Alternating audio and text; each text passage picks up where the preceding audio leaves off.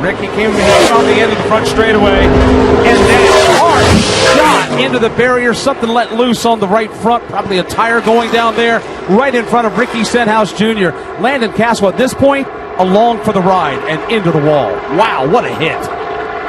And now is a hornet's nest behind him. Here's Christopher Bell to the inside of Justin Allgaier. Look out, Ryan Preece is around. He'll hook the mud. Oh, what a hellacious spin to the inside of turn number 2. Ryan Preece going for a wild ride off the second corner. He's on the outside right there, the 42. That's a little, I can't tell if there was contact, if he just spun out. He spins across the field, luckily missing the 22. Austin Dillon getting on the brakes. And then right here, you mentioned the end of the tire wall. That is a tough impact, spinning the car around. It was John Hunter Nemechek in the 42 that was right behind him. We don't know if there was contact made. But he's got to get around A.J. Allmendinger to do it. Bubba Wallace off course. One of the cars spinning, leaving turn 6. More contact on the straightaway, and there's more calamity on the back straightaway. Cars everywhere on the back stretch. We called it, Rick. It's Michael McDowell, the 23 of Bubba Wallace. I think he knows he's not going to make the corner. Goes driver's right.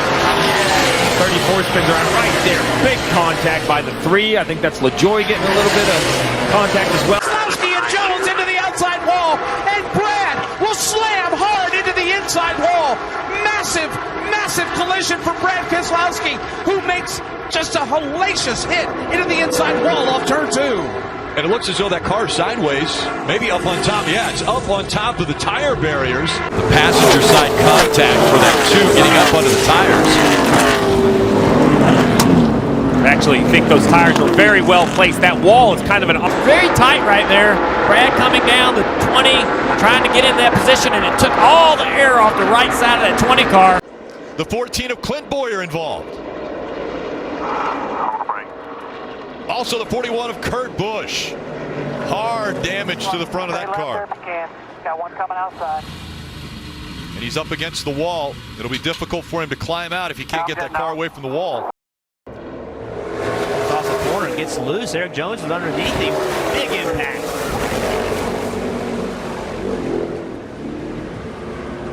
He's around the 14th position.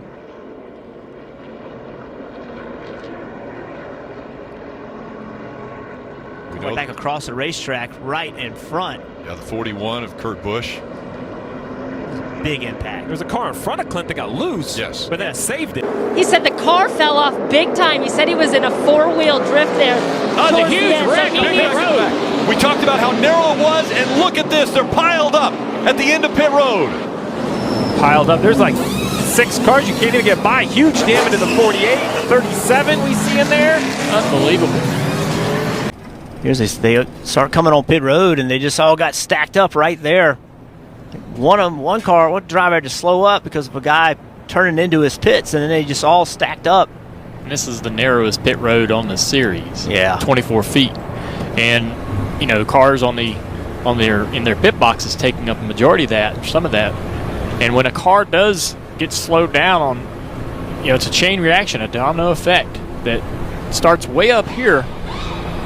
And then look at the cars. There's nowhere for these guys to go because of how narrow that pit road is, and affected so many cars. He hasn't won in a long time. Resort back in your brain to when you were winning these races. Wreck it. Oh, into the wall. Right in the front stretch. The 42 of Kyle Larson into the wall, and a caution comes out. Sorry, hold it up here. Right in the middle of the front stretch. Flames from underneath the hood. Unhook your stuff, you can get out.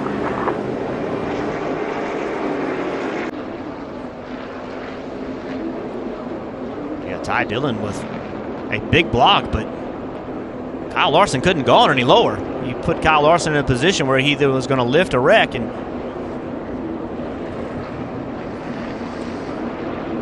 there was a little contact with the 21 of Ryan Blaney as well as he was coming up the racetrack.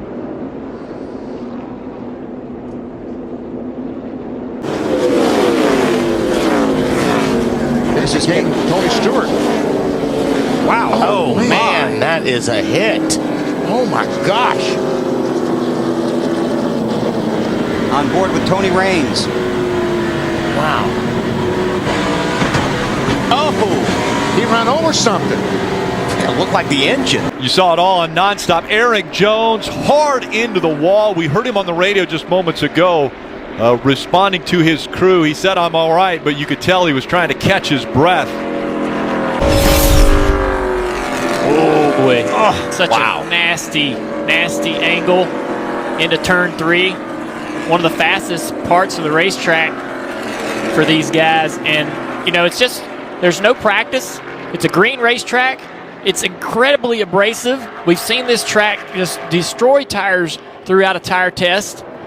These tires, even this far into the race, are still not able to go through an entire run. I wanted to figure out what went wrong there. Let's take a look. Oh boy. My goodness. Oh, and I'm sure Kyle was coming over to apologize.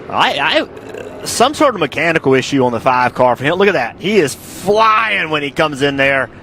So I heard him say, I have a pedal, which, looking back now, maybe he didn't have brakes, and now he does have brakes. That's the one thing that seems to make sense. And to your point, that is why he went over to talk to Ty Dillon. I'd say we're lucky that wasn't worse than it was. I mean, that was huge. Now into 5 and turn 6. All of that contact between the 2 leaders is allowed. Oh, the 24 is spinning. The 24's there's multiple cars into the wall here. There must be oil or some kind of fluid down on the racetrack right there in turn. We got more cars coming in. William Byron is reporting that the curb came up. He hit the curb in the 24. Looks like he gets turned by the 20. You can already see some cars having trouble with that curb and debris going everywhere. Watch the 24 car here. Boom! Destroys the splitter. The car just spins out. Everyone behind him piles in. And it ain't over. More cars are going to come sliding into this because you're committed. Once you're committed to that kink. Kevin Harvick's Busch Light onboard camera. And Rick, let's remember, we saw a restart and the craziness, but the control of this race changed on that green flag. Hard into the wall. Denny Hamlin from the lead slams into the wall. Turn 1 and the right front goes. Seen some big impacts today. Such a big hit. They're side by side as they go to 1. Here comes Reddick around the outside, getting a great shove from Justin Allgaier. Bell got one from Busch, but it's going to be Reddick that'll get the fender out in front. Side by side into 2.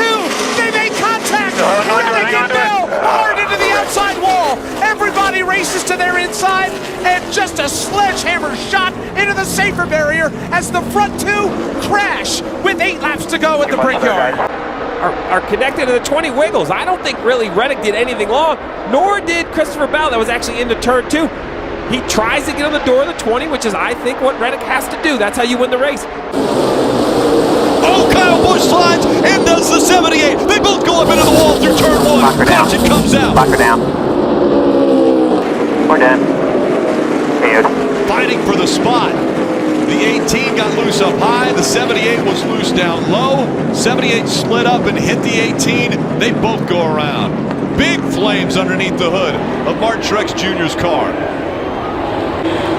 Here you go. Kyle Busch on the outside.